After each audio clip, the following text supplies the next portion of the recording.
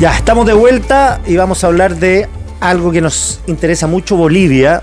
Bolivia, el país vecino, tenemos una serie de relaciones siempre tensas y conflictivas, desde la Guerra del Pacífico, por cierto, y siempre cuando asume un nuevo presidente está, más que la esperanza, la duda, la expectativa de que sea una oportunidad de conversación, de zanjar una serie de temas bilaterales que tenemos con Bolivia. Para conversar de este tema ya habíamos estado acá con Bernardo Pacheco, antes cientista político boliviano, académico de la Universidad de los Andes de Chile. Bernardo, ¿cómo estás? Muy buenos días, gracias por estar acá. No, muy buenos días, Quique, gracias por la invitación, siempre contentos de venir. Oye, Bernardo, cuéntanos Rodrigo Paz, ¿quién es? Rodrigo Paz es, empezar por su familia, es hijo del expresidente Jaime Paz Zamora, del movimiento Izquierda Revolucionaria, un gran político de los años 90 que dirigió al país en esta coalición que hubo de gobiernos de derecha que lograron rescatarnos de la crisis ya que se había armado el 86 con una hiperinflación que habíamos tenido, unas circunstancias similares a las de ahora, ¿no? ¿La Paz Zamora de qué signo era? ¿Socialdemócrata? Era de izquierda, bueno, su izquierda, su partido, el MIR, Movimiento Izquierda Revolucionaria, no como la de acá. Por eso te lo pregunto, porque mucho cuando menos. Escucha, mira acá, sí, no. Tiro en fierro. Claro, eran mucho más moderados. Ya. A pesar de que eran un movimiento de izquierda que tenían programas políticos, por ejemplo, que ellos impulsaron mucho el tema de la participación popular, de la descentralización administrativa. Pero tomaron muchas medidas de lo que se llama el paquete de medidas neoliberales también, ¿no? Ya. La privatización de la gran cantidad de empresas del Estado, alineación con Estados Unidos, FMI, ya. Banco Mundial. Ese fue el papá del actual presidente. Ese fue el papá. Y el papá del antiguo presidente, junto con Gonzalo Sánchez de Lozada, junto con Hugo Banzer Suárez y Tuto Quiroga, que también ha competido en estas elecciones, ¿no? Era un grupo de presidentes. ¿Era una persona de empresario, de fortuna? No, había participado en movimientos de izquierda, guerrilleros, había tenido cierta simpatía ahí y había sido un hombre dedicado a la política toda su vida, ¿no?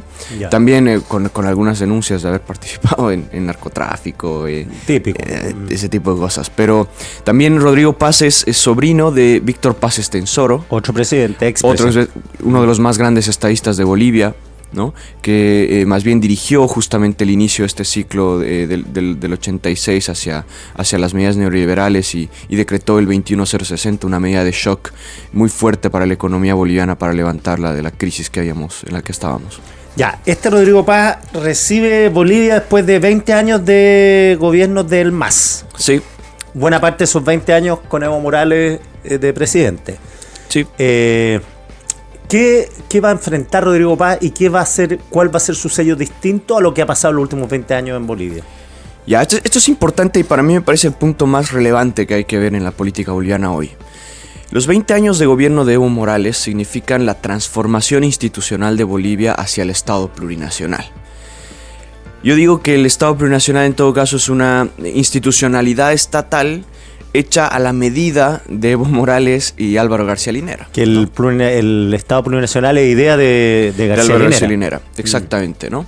Entonces, bueno, o sea, la demanda constitucional viene de antes, es una petición de los movimientos sociales, es una petición de los movimientos indígenas, y Álvaro García Linera es el que le pone contenido, le pone forma. Ya, ¿y qué significa en la práctica un Estado plurinacional? Nosotros lo vimos acá en la Convención Constituyente, pero nunca se hizo carne eso. En las ideas quiere decir una revolución socialista, ¿sí? En etapas, que tiene un elemento de conquistar el poder por vías democráticas y otro elemento que se ha vivido mucho en Bolivia, que son los efectos más grandes, que es destruir al enemigo, que es destruir todas las políticas contrarias al socialismo o al posicionamiento de Evo Morales. Atacar a los medios de comunicación. Atacar a los medios de comunicación. El estilo Chávez Maduro. Es el estilo de la izquierda de Latinoamérica, del socialismo del siglo XXI. Entonces, en los hechos tenemos que Bolivia ha sido destruida institucionalmente, ¿sí? El gobierno también es parte del Estado plurinacional, está conformado, y esto me parece complicado, en su núcleo mismo por los movimientos sociales. Ya. Pero no te olvides que el MAS tenía muchas prebendas y tenía una alianza concreta con el Pacto de Unidad, que era un conjunto de sindicatos y movimientos sociales que habían elevado estas demandas y que son insertas dentro del gobierno, Ya. ¿no? Toman decisiones, tienen cargos públicos, forman parte de la asamblea, tienen muchos beneficios del Estado. ¿Qué? Es bien corporativista. Es absolutamente corporativista, ¿no? O sea, y de hecho hay algo que se llamaba, digamos, la democracia asamblearia y la democracia comunitaria, que son incorporadas dentro del Claro, Estado. o sea, que no conversan con la democracia representativa, de cierto modo. Bueno, es bien fascistoide. Bueno, conversa con muchos tipos de democracia, digamos, ¿no? O podemos decirlo así, porque la democracia representativa, gracias a Dios, se ha mantenido también. Pero ese es uno de los grandes problemas que va a enfrentar Rodrigo Paz. Claro. Ponerse un traje que está hecho a la medida de otra cosa y que va a tener que incluso discutir medidas de reforma constitucional. Por ejemplo, hoy día me impresionaba. Al venir veía unos videos y unas declaraciones ya de movimientos sociales con la amenaza, ¿no? Pero literalmente, no Rodrigo Paz, si no cumples, en un año te vas.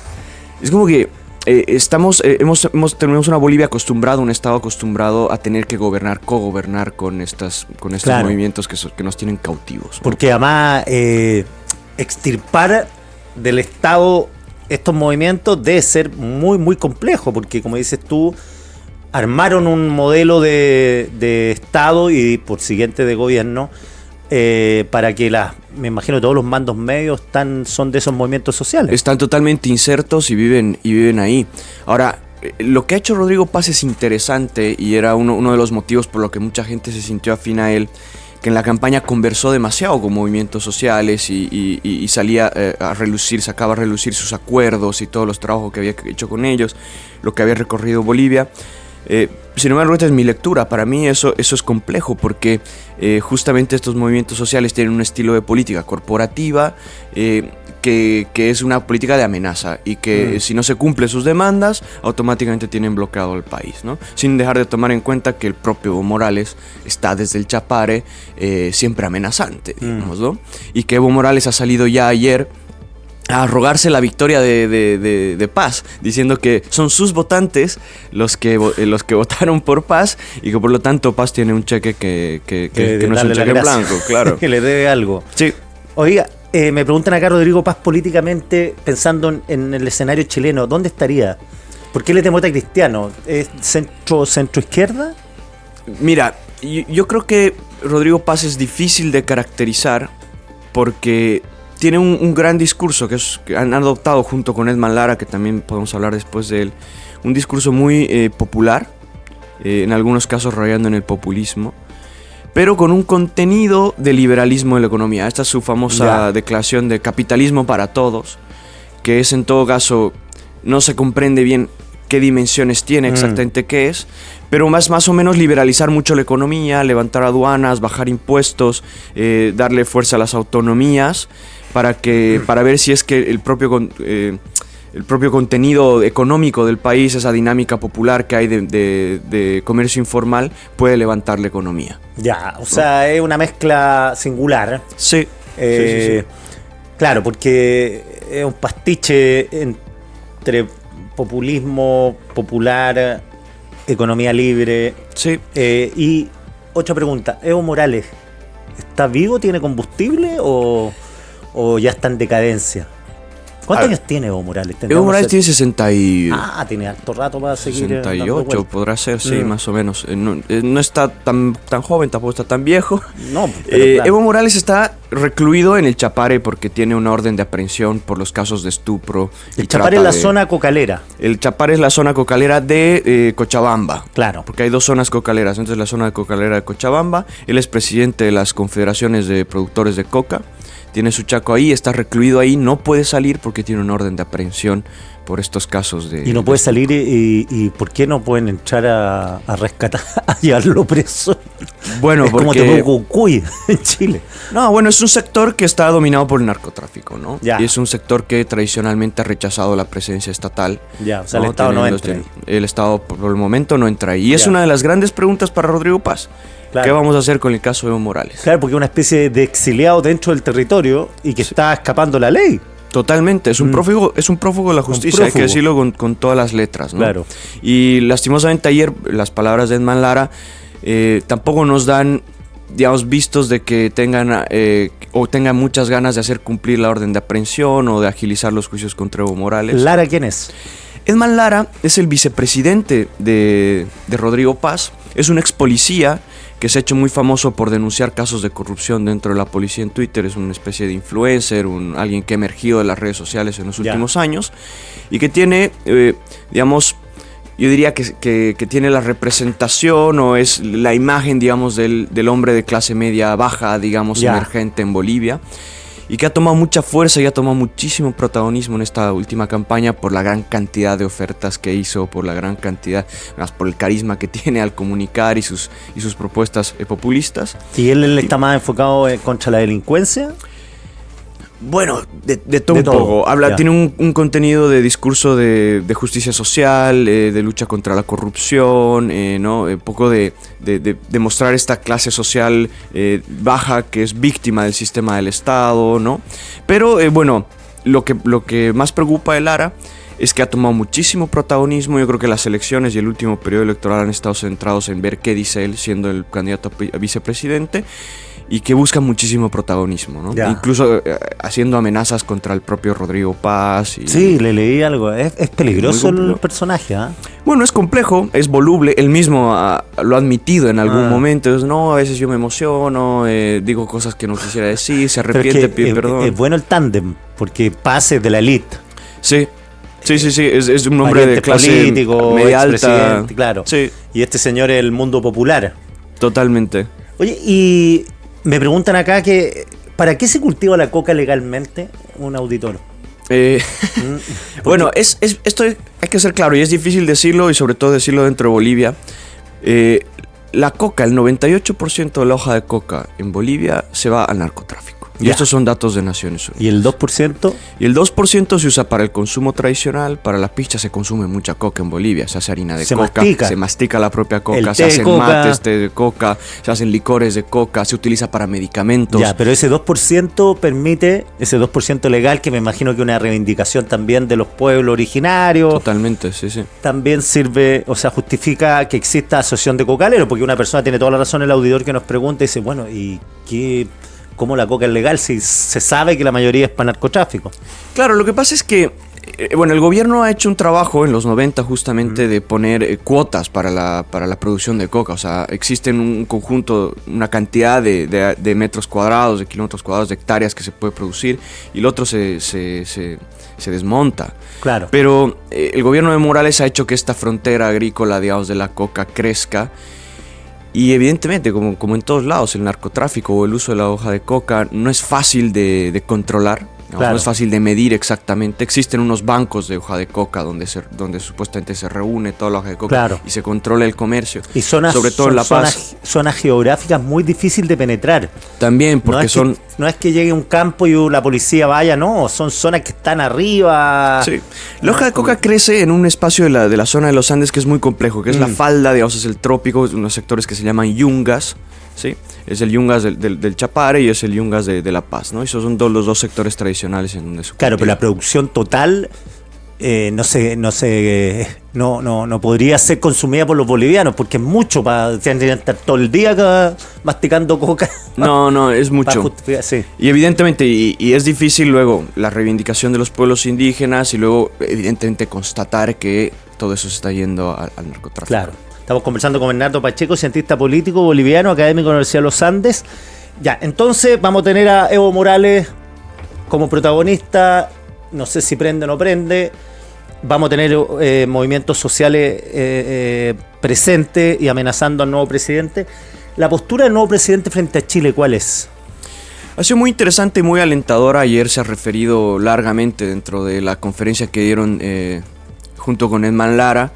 Hablaron mucho de relaciones internacionales, dijeron que están en contacto con el gobierno de Trump, que tienen nuevas relaciones, que ya no quieren vivir de espaldas a sus vecinos. Y dentro de eso, evidentemente, Chile. Rodrigo Paz está con toda la intención de restablecer las relaciones bilaterales con Chile, que ahora mismo están rotas. Apenas tenemos unas pequeñas representaciones consulares. Y sé de buena mano que tienen la intención de poder establecer un embajador y poder establecer conversaciones. Ya. Habrá que esperar, yo me imagino, al nuevo gobierno de Chile, a ver qué dicen. Por ejemplo, Kast ya habló y dijo que tiene toda la intención de restablecer relaciones con Bolivia. Eso sería bien importante. Es absolutamente importante porque Paz, dentro de lo que dijo ayer, es que Bolivia, con el gobierno de Evo Morales, hemos fracasado tremendamente en la conexión que tenemos hacia el mar. Hacia el Pacífico, sobre todo, ¿no? También quisiéramos tener proyección hacia el Atlántico, y Bolivia tiene una posición geográfica que le permitiría ser un hub súper interesante de comunicaciones, ¿no? Claro, porque ustedes llegan por Santos, el puerto de Santos podría ser para entrar a... Y también por Paraguay, por el río Paraná, claro. Y quisiéramos salir por Perú, y quisiéramos salir por Chile, pero no tenemos nada de eso hasta ahora, porque el gobierno de Evo Morales, con la demanda en La Haya, prácticamente cerró la puerta para nuestras relaciones y tampoco ha puesto más voluntad en reconstruirlas. Y habrá que ver si es que es posible poder establecer conversaciones. Dejar el tema de la demanda marítima encapsulado es algo que hay que hacer. Yo creo que está bastante superado. Yo creo que para los bolivianos va a seguir presente, evidentemente. Pero tiene que ser el motivo más bien de acercarnos a establecer relaciones de cooperación. Y quedan todavía el contrabando y la frontera con el tema de los migrantes, sí, que hay que trabajarlo. Para Chile es clave Bolivia, para que todos los que nos escuchan se hagan una idea, porque una buena parte del control de la inmigración pasa por la frontera con Bolivia. Sí, por supuesto. Entonces está el tema de la reintegración o de volver a los que pasan, pero durante mucho tiempo también el gobierno boliviano hizo poco y nada por establecer estos mecanismos de cooperación. El peruano, sí, a diferencia, es mucho más proactivo. Sí, no, nos hemos quedado atrás. Bueno, una de las cosas que sí se ha trabajado, que en el momento que pasaba la frontera he visto, que es la aduana conjunta, por ejemplo, ¿no? Hay pequeños elementos de avance ahí, pero hay que profundizar. O sea, no puede ser que tengamos una frontera tan larga, tan importante y tan relevante y seguir con las relaciones rotas. Eso yo pienso que es algo que... ¿Y económicamente cómo han estado? Bueno, la última noticia de la última semana, mira cómo funcionan de mal las cosas en Bolivia. El INE no había publicado datos económicos hace mucho tiempo y recién la última semana dijo que somos un país en recesión. Estamos con... Se enteraron ahora. Crecimiento de menos 2,4. Imagínate, a 2 semanas, 3 semanas de que el gobierno se vaya. Entonces Bolivia es un país en recesión. Tenemos un grave conflicto de abastecimiento de combustibles. Esto sucede porque ya no estamos pudiendo, la producción de gas, de hidrocarburos ha bajado en más de la mitad. Y eso es por ineficiencia, por falta de gasto en infraestructura. Eso es por ineficiencia y corrupción. Ya. Hay que ser muy claros. Se están robando la plata en las empresas. Totalmente. Son empresas estatales. Ahora mismo el presidente de YPFB, que es Yacimientos Petrolíferos Bolivianos, que es el que controla esto, está desaparecido. Está con una orden de aprehensión por casos de corrupción. Los hijos del presidente están involucrados en empresas que intermediaban con comercio de combustibles. No tenemos los dólares para traer más combustibles. La gente hace colas de 1 día, 2 días para conseguir combustibles. El comercio está parado por aquello. La inflación se está disparando por falta de dólares, por falta de combustible. Estamos en una situación económica compleja, con mucha presión social, con mucha presión política, con el reto de reconstruir el tejido político, y hay que tomar medidas de shock fuertes con el nuevo gobierno, ¿no? Hay que reestructurar el Estado, hay que bajar el gasto estatal. El Estado se ha prestado, hay una deuda interna muy fuerte. El Fondo de Pensiones le ha prestado dinero al Estado para poder solventar sus deudas. Sí. Los bancos están sin financiamiento. El Banco Central ha declarado que ya no tenemos reservas en dólares y que han vendido y han dispuesto gran cantidad de la reserva que tenemos en oro. Entonces, está un país en bancarrota. Es un país que está al borde del abismo. ¿Y qué sé, Bernardo, y qué riquezas en Bolivia podrían explotarse para levantar al país? Bueno, mira, lo que quisiéramos los bolivianos es que salgamos de la lógica extractivista, ¿no? Ya. Se tiene que explorar más gas, tenemos el litio. Que claro, es un elemento muy importante. Se ha hablado mucho del litio y qué se va a hacer con aquello. Para eso también es importante restablecer relaciones con Chile, porque se podría cooperar mucho en la extracción de litio, y con Argentina también. Pero se ha hablado mucho de movernos hacia una economía que no sea la economía primaria, ¿no? Tenemos que apuntar, lo que se quiere es apuntar al sector terciario, servicios, tecnología, industria naranja, turismo. Tenemos mucho en turismo. ¿Cuál es la industria naranja? La industria naranja es la que tiene que ver con lo que se dice industria sin chimeneas, ¿no? Tiene que ver con turismo, tiene que ver con cultura, tiene que ver con tecnología, todas estas cosas que son alternativas. Se ha hablado mucho de eso, ojalá pudieran apuntar ahí, ojalá se pudiera explotar esos hubs. Y bueno, lo que sí tenemos también y que reactivar es el agro, ¿no? El agro es uno de los sectores que puede sacarnos Perú lo ha hecho muy bien rápidamente. en eso. Perú lo ha hecho muy bien. Sí, en Bolivia tenemos soya, tenemos un gran altiplano que puede producir muchos elementos agrícolas que podríamos poder exportarlos. ¿Tus esperanzas con Rodrigo Paz? ¿Qué es lo que es? ¿Son cuántos años de gobierno? 5 años. Ya. 5 años de gobierno. Yo, como cualquier boliviano, tengo las esperanzas puestas en que el cambio del MAS ha sido un cambio positivo. Tenemos que superar estos 20 años, tenemos que reformular las instituciones, tenemos que retomarlas, tenemos que volver a darles contenido técnico. Rodrigo Paz sabe que tiene el apoyo de los bolivianos en general, por el tipo de proyecto que nos ha mostrado. Creo que Rodrigo Paz tiene que ser fuerte. Creo que Rodrigo Paz tiene que tomar medidas muy concretas para contener lo que se va a venir con Evo Morales, con los movimientos sociales. Tiene que ser muy hábil para poder mantener la cohesión a la interna de su partido, a la interna de los partidos que conforman la asamblea. Tiene que ser muy hábil para que puedan ejercer una verdadera coalición que les permita viabilizar las normas que van a sacar a Bolivia de esta crisis. Y va a tener las manos de muchos bolivianos con mucha capacidad para poder hacerlo. Entonces, espero que puedas cumplir con todas sus promesas. Esperemos que Bolivia salga a flote de nuevo. Sí, se salvaron del Maduro 2.0 que era Evo Morales. Bueno, queda trabajo por hacer en ese sentido. Sí, tuvo ahí de transformarse en un dictador eterno. Sí, sí. No contó con el apoyo del ejército, yo creo que a diferencia de Maduro. Ahí hay un tema muy importante, sí. El ejército se dio la vuelta en último momento, la policía tampoco lo ha apoyado. Su propio partido también mostró decisiones. Los movimientos sociales son movimientos pragmáticos. Ah, porque con ejército a Morales no lo sacaban ahí hasta su muerte. Sí. Hubiera sido muy difícil, Bernardo, 1.000.000 de gracias por esta conversación. No, a ti, Quique, feliz de venir a conversar con estos temas contigo siempre. Excelente.